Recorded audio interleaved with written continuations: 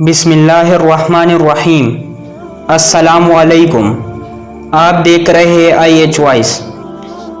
بسم اللہ کی تاثیر۔ امام رضائی رحمۃ اللہ علیہ نے تفسیر کبیر میں لکھا ہے کہ ایک مرتبہ حضرت عیسیٰ علیہ السلام کا گزر ایک قبرستان پر ہوا جس میں میت کو عذاب دیا جا رہا تھا۔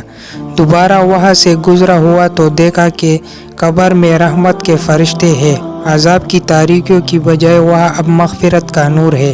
آپ کو تائید ہوا اور اللہ تعالیٰ سے اس کا عقیدہ کو حل کرنے کی دعا کی تو اللہ تعالیٰ نے ان کی طرف وحی بھیجی کہ یہ بندہ گنہگار تھا جس کی وجہ سے مبتلا عذاب تھا۔